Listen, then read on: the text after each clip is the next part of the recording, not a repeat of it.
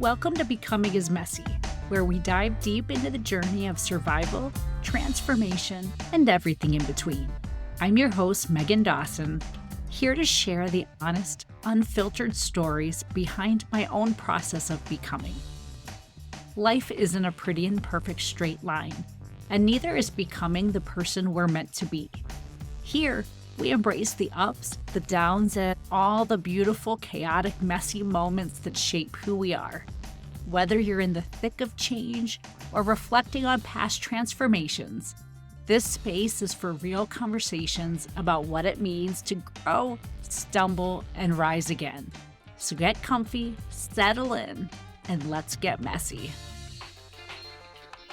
Hello, fellow and future messies. Welcome back to Becoming is Messy. Every week, we explore the twists and turns and messy middles of becoming who we are meant to become. Speaking of twists and turns, as I keep learning and growing as a podcast host, I want to share something from my own messy middle. A listener reminded me recently that the imperfect level up framework was part of the secret sauce in our first episodes for the show.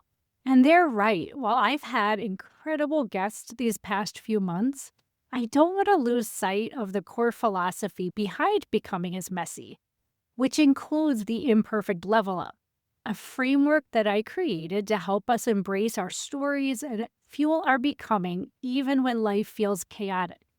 It's made up of 7 steps, each representing a competency that supports healing, growth, and authenticity. If you're new here and want a deeper dive into each step, I encourage you to go back and listen to the first 9 episodes of this podcast. That's where I really unpack the foundation of the imperfect level up. Moving forward, I plan to weave in more refreshers on these steps and invite guests whose stories and expertise reinforce each of those competencies. Today's conversation connects to our second L in level up. It's the healer. Lean into your unique healing needs. This step is all about recognizing that healing isn't one size fits all. It's about tuning into your body, honoring what it is that you need, and releasing the pressure to compare your journey to anybody else's. And there's no one better to talk us through this than today's guest, Chelsea Blackbird.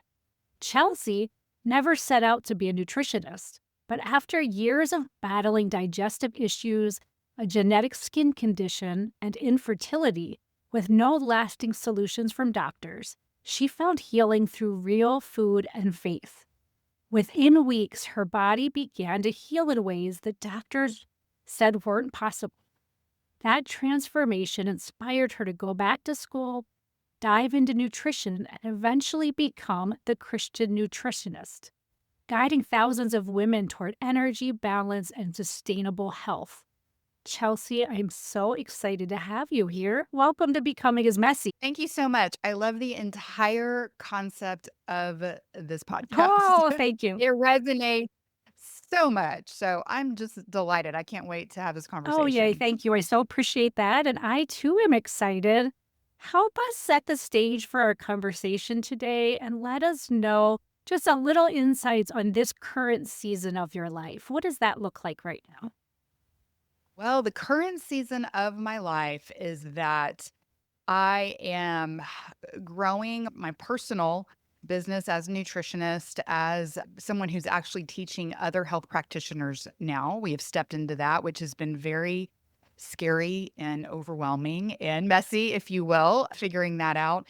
I have 3 teenagers, and that's its own whole situation. I agree. Right? That just keeps giving me curveballs. Yes. For the past 2 years, the curveballs, they do not let up. And to be truthful and honest, we are coming through a really difficult season of grief right now in Texas. And we lost 2 family members to the recent floods Oh, in central Texas and a family home. And it's been really, really tough. And so I've been having this conversation a lot with people is how do you show up to the things that you want to do and you need to do when you feel, sad and overwhelmed and just incompetent and all of those things. So I've been kind of grappling with that, but that's the season that we're in right now. And I have just found that, it's always something, one thing or That's another, right. right? And you really do have to learn how to use these kinds of tools to show up because life isn't perfect and we have to embrace what we've got and just show up in the best way that we can. Oh, my condolences to you and your Thank family. Grief and loss is such a complicated one, and my heart hurts for that loss. But thank you for showing up and being here with us today. you. I'm always in awe of people that just find those ways that they just keep showing up and moving forward. So we Mhm. honor that today. Thank You're you. welcome. As you've mentioned a couple of times, as you just introduced yourself a little bit, you have already referenced a few curveballs, whether it's loss or what you've been growing with your three teenagers. How about your own story? Every becoming story has some type of messy path. What are some of the twists and turns that led you to this season? Oh gosh. Well, my life has just been a series of twists and turns. It did not turn out anything like I thought it would. When I was a young girl, one of the very first kind of big twists of my life and decisions was, yeah, I'm a big city girl. I grew up in Houston, a huge city. I thought I was going to work in a big office building my whole life and live in the city. Well, I met a cowboy, followed him out to the country, and I moved to a really, really small town and married him. And he's a cattle rancher. I mean, I didn't even like to be outside. So one of those big, huge kind of first deviations of what I thought my path would be, and it ended up playing a really important one. In my bigger picture story, I don't feel like I'd be doing anything that I'm doing today if I hadn't moved to a place with a slower pace of life and just kind of embraced a different way of living. Like I didn't even have a pet growing up. And then I moved to a ranch full of animals. And that was just, it's the whole fish out of water life story. Like every funny thing you think could happen, an incompetency in that area happened. And then probably the next big thing that led me to what I do today was what you mentioned in the introduction when I came to a roadblock when we were ready to start a family. And after a while, it was not working out. And so, I go to the doctor and they give me this diagnosis of quote unquote unexplained infertility, which means they have no idea what's wrong with you. And so they were ready to set me down the path of the infertility journey, as a lot of people end up taking. And I was ready to do it because all I'd ever wanted to be was mom. And my husband was like, no, we're not doing that. They can't tell you what's wrong with you. I don't think anything is wrong with you. And this is what he said. Well, I wanted to punch him. He said, he's like, "Babe, you know how sometimes it just, when I turn the heifers out with the bulls in the pasture, it just takes a while." Yeah, He was I comparing get me it. to his. Yes. Are you kidding me right now? But that was a really, really tough time all the way around. Like in our marriage, Mhm. I just thought he was preventing us from, being able to have children. But what happened was that I started seeking out answers like, okay, if we're not doing that, is there anything I can do? I started looking into anything I could do, read a book about my body, which I hadn't done in a really long time. By this time, I'm in my early 30s. I ended up going to a naturopathic doctor who, we discussed dietary changes. He gave me some supplements to kind of fill in the gaps of things that were, I'd been missing. And 6 weeks later, I was pregnant. And it was amazing, of course. I was thrilled, but also I was like, "Are you kidding me?" I was really kind of upset with all my doctors. Nobody asked me what I've been eating, like, why is that a big deal? Or kinda diving more into my body and my cycles and stuff like that. And so that was a huge turning point in my life that really brought me to the season because then I became really passionate about reading and health and went back and got a certification, which I did not plan to do anything with. I just wanted it for my own knowledge. I wanted my family and my friends to listen to me. I'm like, maybe if I get some letters behind my name, somebody will listen to me. They really don't still, but I tried with, the people around you in your life tend to not listen to you as well as strangers do.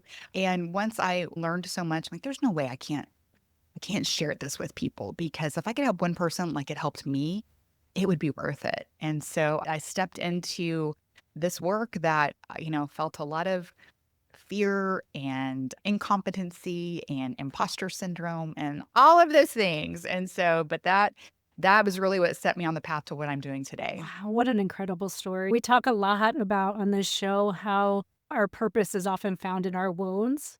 And your story just so articulates that. Curious, before we dive into how you're helping others, I think we all learn from each other. While we don't compare journeys, we do take what the lessons were. I'm curious, what were some of those changes, if you don't mind sharing, when you're working with the homeopath and bringing some changes, learning about your body? Were there some key light bulbs going off in what you were learning for treating yourself? Sure, you mean just, like, actually, like, the things I was Yeah, doing to yeah, change. exactly. Well, it was changing my Yep, diet. I Before that, I ate a pretty standard American diet, and I thought I was making, decent yep, choices, and I wouldn't say I'm the worst eater yeah, I've ever seen, but cleaned that up a little bit, went gluten-free, and I was gluten-free for 10 years, and I recently this is a whole kind of another twist in my story that I had to come up with, but I recently started eating wheat again, and that was hard because it goes against a lot of the people in the holistic health space. yeah, But anyway, I was gluten-free for 10 years. It was helpful. It's what my body needed. yeah. My naturopath put me on some essential fatty acid supplements, which are, you have to have these essential fatty acids. That's why they're called essential. And you have to get them through diet or supplementation. And those are especially those omega 3s and omega 6s. And I didn't eat a lot of fish growing up. My mom didn't like fish. And so I just was lacking and generally lacking in nutrition. When you think about your body growing a baby, that's a really big deal, Yep. and, I just feel like my body was saying, I'm not prepared for this. I'm not ready," like, "We don't have what we need to do this work right now," and so, between that, kind of filling in those gaps with nutrition and some supplementation, and then again, learning about my body, I always joke, like, as women, we get that early on education about our cycles and such. I mean, I didn't talk to my parents about this, my mom. I learned it at, like, school, like, in 4th grade when they have that special day, they watch those videos. That's the last Exact time I yeah. ever learned cycle. I read this book, and it just taught me so much about my body, and once I took my temperature every day to see where my temperature was. I checked my cervical fluid. I did all kinds of stuff that I never Yes, thought I would yes, do, well, to optimize. I would do yeah. anything, and it worked. Between all of those things, it all came together, and so that was a real eye opener, that, uh, and it just made me think of all the people in the world, and I don't wanna take away from anybody else's journey. I do think Of some course. people do Definitely. go down that infertility route, but that just wasn't my story. It's not what I needed, and I think a lot of people, that checkpoint is skipped, just like it was about to be for me. It's just, like, going right on to the next thing without, like, "Wait a minute. Yeah. Let's talk about what is our body trying to tell us Yes. right Oh my now," gosh. So right? I so agree with that. So I think to me, that's so central to your story is what you're sharing. It might not be exact for everybody, but what is the power of still knowing your own body Yes. when something doesn't really fit with what the doctors are saying? If they don't know what's causing this, how can they come up with a way to treat it? While your husband's words might have been hard at the time, I think maybe just some foresight on his part to realize that how do you come up with the answers when you don't even know what the problem is? Really cool Exactly. how you took learning about your own body. And I think to me, that's just such an important part that I don't think we're really raised to know how to do or taught how to do. No. Not at all. I mean, we've been taught in that model, like, "Oh, you have a headache? Oh, go get a, ibuprofen, or you have Yes. this, or Yep. go get," instead of like, "What? Wait, did I drink enough water?" Yeah. That's why one of the hugest, common root causes of a headache is just being dehydrated. Yes. There's just so many things that have all these root causes that are, a lot of them are very simple, but we're just taught to go right to some kind of pharmaceutical or, not check in with Yeah, so ourselves. what does that look like? So now bring it to the people that you now share your message with. How do you recommend people start that process to learn about themselves? What are some of the steps you recommend people take to start getting the insight of what their body needs? Right. Well, I always like to start with the premise that your body is not against you. Mhm. Your body is always on your side. You were created by a benevolent creator. Your body has a brilliant design. It innately knows what to do when it's given the inputs that it needs. Just to start there, because I think a lot of, like, for me, growing up with this awful skin condition, when I changed my diet to try to get pregnant, it fixed my skin condition. It fixed my digestive issues. Everything fell into place. Just knowing that when we give our body what it needs, it knows what to do. Mhm. And I think a lot of times we are looking at our body with our dukes up. We're in a fight with it. Like, it's us against our body. And that's one of the I think the first things in our minds that we have to come to grips with is that our bodies on our you can't heal like that. You can't heal if you're thinking your body's against you. So that's a big one. And then just really looking at some of these basic foundations. Are you giving your body what it needs? Do you drink enough water? I mean, these are just some of the very basic things I cover with people. Are you drinking enough water? Are are you eating are you getting real food, And to me it's very simple. It's just real food that God made. Can you know, plant it, grow it, pluck it, harvest it? All of these things, just some simple foods. Getting outside, sunshine. Are you getting outside? Are you sitting 8 hours a day at your computer and not getting out and letting the sun on your skin, getting in nature, hearing healing sounds, resting well? Just these really basics that I think deep down that we know, but we don't do. Yes, yes. So true. I see this so much with my teenage daughters in particular. Just this, it seems almost like an inherent shame tied to food that grows into us women. And that's Yeah. feeling that it's dieting and an all or nothing approach, and you're failing if you can't get all of it correct. And so it's a stigmatized topic and a hard one, a sensitive one. So, how do you talk about this topic with that in mind when you're talking with women? Yeah, I love this because my approach is very real food meets real life. Mhm. I love cookies. I wanna be able to bake cookies with my kids. I wanna be able to eat birthday cake. I wanna eat pie at Thanksgiving. I wanna have a glass of wine with my girlfriends, right? We can't go into a way of eating that is short-sighted. Of course, there's times for therapeutic dietary measures. We might do something for a short amount of time, a sugar detox, something like that. But as a bigger picture way of lifestyle of eating, it's gotta be something that's Mhm. sustainable. And you gotta be able to build in those times of joy and joy of eating. And so the way that I teach it in my community, I have people I always say, if you eat well and give your body what it needs most of the time, it can handle some insults some of the time. And so I have my community really look at what they're eating and define what I call their heck yeahs. Like, if you go into a room and there's a donut on a table and there's some cookies and you're like, you know what? I love donuts so much. Like, that's one of my favorite, quote unquote, unhealthy foods to eat. It is a heck yeah for me. Great.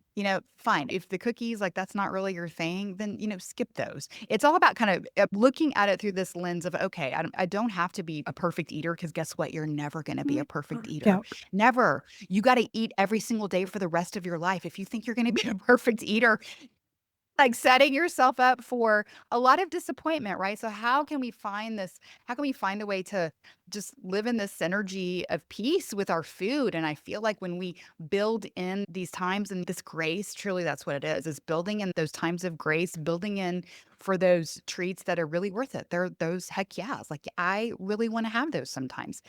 Then I think it just takes so much pressure off because when you tell yourself, I can't ever have that again, what do you want more than Oh, anything? You want that. exactly, exactly. Yeah, I'm curious, how is this conversation within your own family with teenagers? And are they starting to form kind of their own health philosophy? It's rough. Yeah, That's, yeah, for with the sure. teenagers because I have a lot of control in my home and the things that I buy, but, two of them are driving, and when they earn their own money and what they're out buying and eating, I'm not seeing it, and frankly, I probably don't want to, but, I just have to kind of I've had to let that go Yeah, over the yeah, years because it hurts me, 'cause I know what it's doing to their insides, but what I'm hoping is that I have planted seeds over these years. They know my health journey. They've seen all this unfold and what I'm doing, and I think they'll come back around.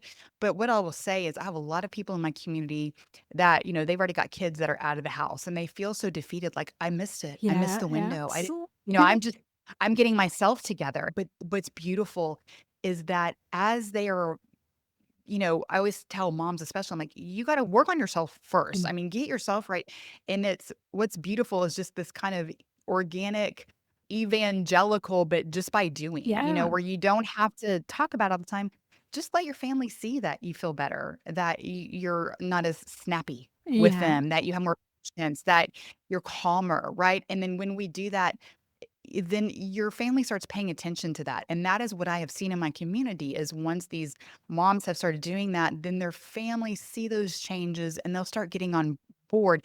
Even their children that are grown their way, but when they come back or talk to their parents, they're making changes. And it is so beautiful. And I have certain people in my community. I'm like, okay, I'm going to use you an example again because this is like every mom's like, feels like they missed this boat and you haven't. It is never too Oh, late. you're so right. That we just dropped our oldest off at college, and so he's in Boston, and we're here in Madison. And I think every Oh, aspect of life right now is, did we do enough for our part, right? Whether yeah. it's the choices he's making with friends, whether it's how he handles school, whether it's just his mental well-being, and then also what his nutrition ends up looking, and yeah, setting them out. But I think we're just so hopeful that setting that loving foundation and setting some model examples, like, over time, it might not show up right away, but I guess we have faith that we did our part and loved the best we could. Right. I went off to college. I had one that went to boarding school for a year. He came back, but both of them, they're boys, were like,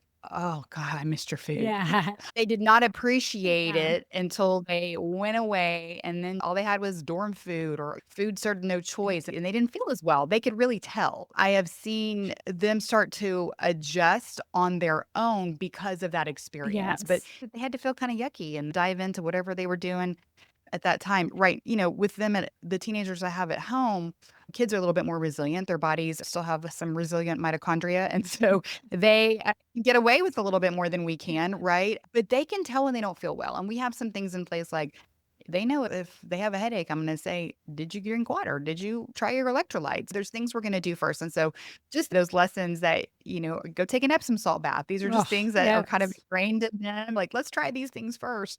But I think they come back around to those seeds that you plant in Mm. any of those Oh, areas that you talked about. I read how much faith is such a central part of your work. How do you Mhm. see the connection between spiritual health and physical health? It's on so many levels. The very first thing really going into nutrition and like, how am I going to explain this to people? Because there's so much conflicting advice out there, right? I mean, that's part of it's so frustrating. And then you can find a study that says one thing and then find one that says the exact Mhm. opposite. And so for me, it made just so much sense to, I'm Christian and to like look in the Bible and be like, okay, well, the creator of our body, what did he make for us to eat? Well, it tells us right there in Genesis 1:29, it says he made plants, Genesis 9:3, eat meat, which is a controversial for a lot of people, but it's very specific in the Bible. He talks about eating red meat. He's real specific. So like, to me, I'm just like, "Okay, well, that makes sense. All right, check." I don't have to question I'm like, "I don't have to question this, about what kind of diet." I'm gonna include those things. So just at a dietary level, it was that. But mind work, scripture calls us to renew our minds. It tells us that our thoughts run our life. To me, you don't do anything in your physical body. You don't pick up a yogurt. You don't walk out the door to go exercise until your mind has told you to. You got to work on those thoughts, work where your mind is to really accomplish anything in the physical. And then, even the level above that is, what is driving you? What is your bigger picture of why you want to be healthy? When we can look beyond the scale weight or the size of your jeans, it's more about how do I want to show up? Mm. Like I feel like everybody here is called with a purpose and special gifts and the way they're meant to bless the world. And not feeling good in your body just prevents you from it makes you fly under the radar and not stepping into living into everything that you were created to be. And so that's really where my motivation comes in to help people is because I feel like we need all hands on deck, everybody with their gifts doing what they were supposed to do in this world. Right. And I feel like when we eat well, we feel well and we serve well. And that is our true purpose is just to show up and serve in our purpose and serve our communities and our families and the people in our lives well. And we do that so much better when we feel good in our body and about our body. Yeah, see, I love that you've found the framework for you that makes sense and that where you can turn to in the Bible to show you those foods. For me, that spiritual physical connection is truly just my spiritual well-being, my energy level. Like I bring it down Yeah. to like I'm always every day I want my vibration to be as highest the highest it possibly Yeah. can and I want to feel my best.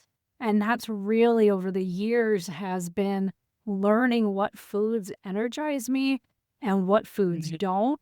And like Yes. you talking about donuts earlier, donuts are my favorite and I will have one once in a while. Yeah. However, they really do make me feel awful. It Yeah. doesn't feel good. So It's okay as a Right. treat, but for me, it just doesn't feel good. I'm not gonna eat it all the time, where there's other foods that energize me, make me feel good, and so just that vibration has helped me release a Yeah. little of the shame of food. Yeah. Specifics of what foods just simply feel good following Right. that. Yeah, and, that is gonna be different for each person, Totally. right? I mean, Yes. I don't think donuts make anybody, like, feel Right, good. yeah. But they don't make them feel sick. Maybe not make you feel sick, and sometimes we need a little grace around it so we're not, like, eat a donut and then beat ourselves up for 3 No, days, right? no, It no. really brings down your frequency Mm, for sure. But you're so right. There are people that might be a better plant heavy diet, and that's just you're gonna feel that in your body. You're yes, so right. right. Even the people around you, like, do they increase your vibration, increase your frequency? Are they, all of those things? Yeah, it's something that when we kind of dive deeper over the years, the things that I have taught or evolved, not just from food, but also to this and the way that we think and the way that we feel, the words we speak to each other, they change the vibration of our cells. They change the So frequency much. of our cells. And so we have to be so mindful of that because it's not just about what you eat. There's a whole bigger framework and picture, but Yes. it's all these other things. So I feel like so much of what you're talking about is not about any one thing, but it's truly what you need.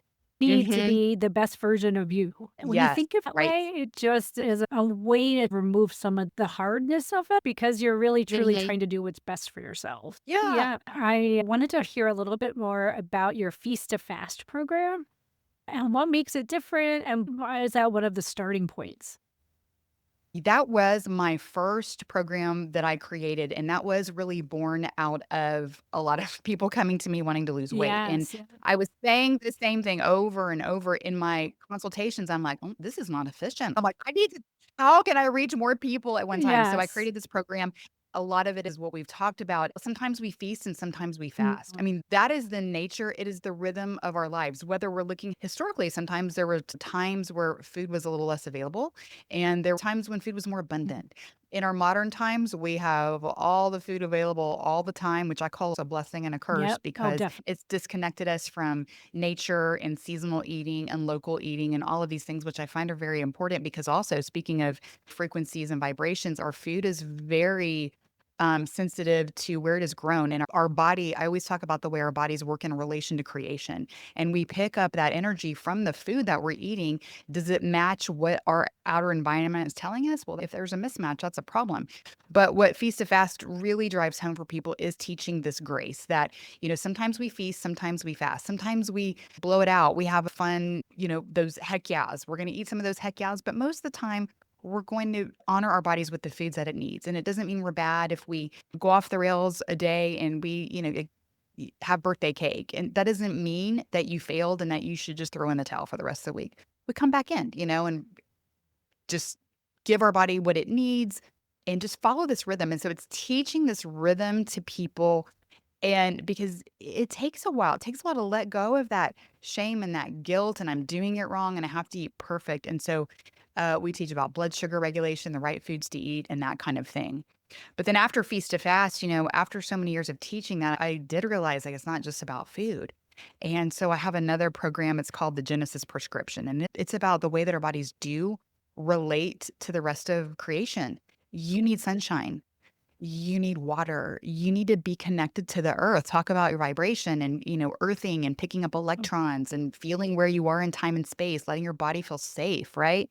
The plant foods, the animal foods, breathing through your nose, that calm breathing through your nose, getting enough rest, movement, fellowship. These are all the pillars of all the ways that we need to be healthy. And so I really love teaching that bigger picture Mhm. now and then kind of morphed into teaching other practitioners how to teach that framework. And so now a lot of the work that I do, because I have a lot of people coming to me over the years, like, where did you learn to, you know, as a Christian, how did you get that, weave that all together? And I was like, well, that was divinely Yeah, so inspired. And yeah. so I can't send you to a school for that, but ended up creating one. And just to kind of come back around to what you do and talking about being messy and at each step of this journey, I even though I'm a Christian, when I felt called to do these things, I'd be like, Oh, "No, yeah. no, God, Yeah. I am not doing this. I am not." I do not know enough. I am not worthy enough. And this is very out there and bold. And I am not really bold in my faith. Frankly, I'm not evangelical like that. And you're asking me to step out and be really bold Yes, and this yes. scary. And it's been, I joke that I've been uncomfortable for like 13 Oh years gosh, straight. right? How I always say, like, I'm more spiritual than, so not necessarily Christian, but in my spirituality, I similarly feel that call. I call it universe. And but I Yeah. similar that universe nudge and calling. And I always say, why are the deepest callings? It's never easy. It's never easy and No, simple and light. It's some of the hardest no. decisions I have to make. And when I ignore it, I've told many stories on this show. When I ignore it, yeah, my health suffers, my energy suffers, it just is a spiral. I always love the Maya Angelou quote, the universe speaks to you in whispers, and then it gets louder and louder. Yes. Oprah added that it hits you over the head. Right. Eventually, you are going to answer Right. it. Eventually. Yes, whether that is, we can take it back to the body too. Yeah. Your body will give you this little like, I don't feel good. I Yes. have a little headache. Yes. No. And if you ignore that, Yeah. it's gonna be a big old sledgehammer Yes. over your head. Yes. If you can't put a piece of tape over your change oil light and think your car is gonna be fine, Right. right? Like we gotta address the issue. So Yes. whether it is something maybe our body's telling us, whether it's something that we're feeling called to that feels really scary Yeah. and out of our comfort zone, I think those are the things that make us grow, and they are messy to step into, and they're not perfect, but that's how you grow, and that's really what so much of this journey is about, right? So how did I read that taking on the public role of the Christian nutritionist title was something that brought you some fear. So when you are Yep. in that, what does overcoming that fear and leaning into a calling, what does that look like for you? It has been amazing, and it has come with so many blessings, Mhm. and so I'm glad I stepped into it. I was extremely resistant. I was like, "No, I am not doing this." But it was like the sledgehammer over the head. Like, it would not leave my brain, it would not go away, and I was like, "Fine, I will do it," and so I just, started putting myself out there. That is scary. That's what the scary thing was, is putting yourself out there, and I'm like, "This is gonna come to left field to my family and friends." We're gonna be like, "What? What happened?" Because it was just very kinda out of my nature to step out and be so open about it. Yeah. And so it's been challenging, but again, it's come with so many blessings. I think when you do step into what you are called to do Mhm. and using your gifts in those ways, like the blessings come because I've just had doors open. I've gotten to meet so many interesting people. I had some really neat opportunities. It's just been so cool, Yeah. Yeah. like it's just, I could have never imagined this path for myself. I kind of coming back around to the beginning, like I thought I was going to work in an office all my life, right? Like I went to college. I don't use any of my college degrees. I don't use any of that that I Yes. do today, right? I didn't even know what a nutritionist was when I was growing up. Yeah. I It's couldn't so even have conceived of right. what I'm doing. So to live where I live, to be married to the person I'm married to do the work that I do, it has just been truly stepping into it, feeling very unsure, but it has blessed me beyond measure. And Mhm. so that's so much of why I like to tell the stories because I think we're afraid to step into these callings, but on the other Yes. side of that and get Yes. past that initial uncomfiness is such Yes, blessing. and I just hear that, just the passion comes out in your voice. Talk about energy, like, you're just so energized talking about this and just sharing the blessings in your life, and I think that's so important. To me, I always think that the harder the decision, the harder you feel pushed, the potential for so much greatness to match that is on the other side. It's Yeah. sticking and trusting yourself, and it takes some stick to itiveness. Yeah, and I think that's, you brought up a good point. I think trusting yourself, that's probably something in my journey that maybe the biggest lesson that I've Mhm. had to learn over these is to trust myself and, for me, definitely lean into what I'm being called to do by the Lord, but also just trusting, like, if I'm called to it, then Yeah. there's a reason, right? And Yes. so to trust that, and that's a hard thing. That's a Yes, hard thing to do. isn't it? Don't you find, like, sometimes those callings, like, when they do come as whispers, you Mhm. don't know the why yet. But it's like you get this little whisper, and it's the first next step, and then it's like you get this little whisper, and then it's the next step, and you don't I rarely know the end to those callings. I don't always know where they're leading. Oh, yeah, I think that's a good thing Yeah. because I think if If we saw the whole big plan at Yes. once, it would Yeah, scare the ever living pants totally. off us, and we'd never do any of That's it. so We're like, true. you know, Yeah. right? Like, I Yes. could see now what I'm doing now. If I could just like, Yeah, oh, you're going to do yes. this, and then this, and Yeah. it's going to lead to this, and I'm like, No, absolutely it not. sounds so scary. Right? I mean, that's like being at the bottom of the stairs and trying to get to the top of the stairs in one Y leap. That's overwhelming. But when we do get Yes. that, was that Martin Luther King or who said that you get that spotlight on one step at a Yeah. time, just enough in the road Yeah. to see what's right ahead of you. And I Yeah. think that's for our protection Definitely. so that we'll keep Moving, moving. keep moving. Yeah. So just what role do you think community plays in making lasting health changes? Oh, it's critical. I have found that. So I love working in groups. So that's what I've really moved to is working in groups. And I have a group, it's called the Christian Health Club. It's just a place where you can come and have accountability, support, encouragement. I think we all need that. We need somebody to be a cheerleader. We need somebody to hold us accountable. We need somebody to talk us off the ledge, not let us give up.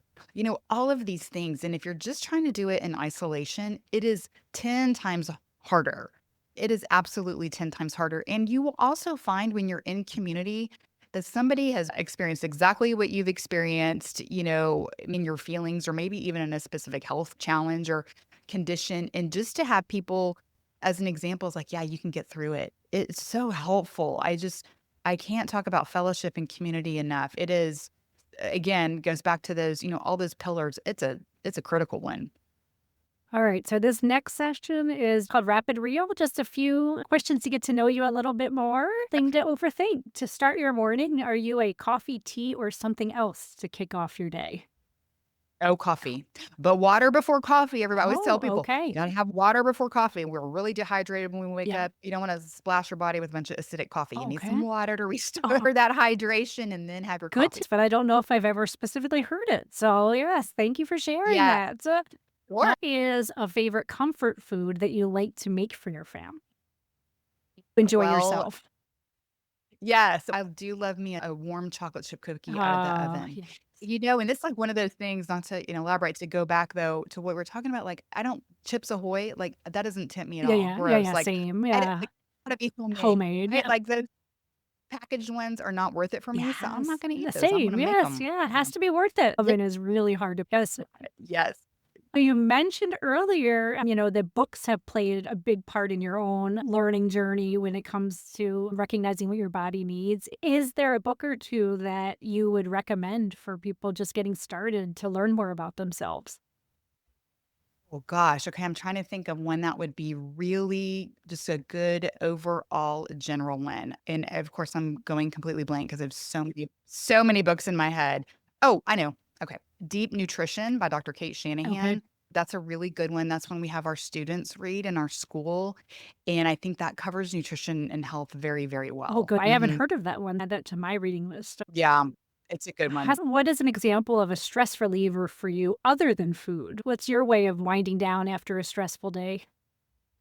Well, I will tell you, it's really starting my day. I go on a walk every single day outside. And if I don't do that, I mean, that's my movement. I've never been a runner. I do not like to Yeah. run. I'm a walker Yeah. and I love Yeah. walking.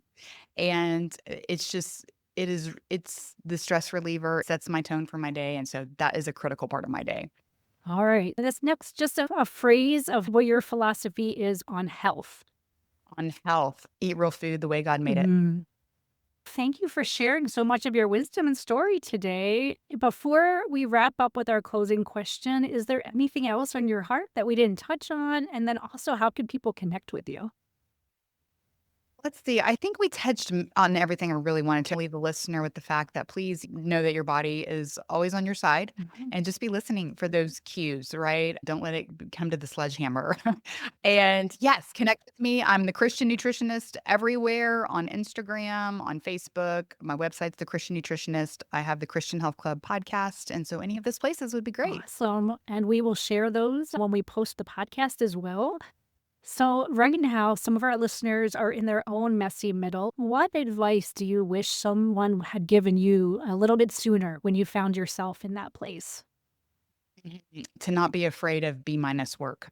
Mm, that's a good one. Apple podcast is like Yes. the B minus approach to weight loss Yeah. because again, like just think if you didn't think you had to be an A plus in whatever you're doing in your Yes. life, Yep. right? Weight loss. If you didn't always hold yourself, I got to be an A plus every day. You don't be an A or an F. Be okay with Yes. a B I minus. love Show that. up and like you can be Yes. a B minus, accomplish a lot. Oh my So, gosh. I relate to that so much. I feel like I was an A plus most of my life. And I feel like the last probably 5 years, I'm accepting B minus feels really good. It's just yeah. like you can't be perfect in every area of your life, and just chilling out a little bit feels so good, and letting go of some of that pressure on yourself. Yeah, and that is the way that I've been able to show up in those messy moments of life. Is just like, the best I can come up with right now and be a B minus, but it's gonna be okay. Thank you so much for being here. This conversation beautifully illustrated what leaning into your unique healing needs is all about: slowing down to listen to your own body and trust your inner wisdom to give it what it needs. When we create that kind of partnership with ourselves, healing becomes less about fixing and more about supporting the wholeness that's already there. Thank Messies for tuning in. Be sure to join me next week as we keep exploring the messy middle of becoming, one story, one lesson, and one level up story at a time. Before we wrap today, I want to invite you to be part of the Becoming is Messy community. Subscribe to the podcast so you don't miss a single episode. And if there's anything that resonates with you, please leave a review. Your feedback means the world to me, and it helps other people find this community. Follow me on social media. I'd love to hear your ideas for future topics, your questions, and stories from your own messy moments. And if you're feeling inspired, check out the Becoming is Messy shop, where you can grab a mug, a t-shirt, or something else that reminds you to embrace your messy magic every single day. A huge thank you to the incredible Wolves and Sheep for providing the music for Becoming is Messy. Check them out on your favorite music streaming platform. As we close out today's episode, remember this: messy is just another word for growing. So keep showing up, keep laughing, and keep making beautifully awkward progress. Until next time, stay messy, my friends.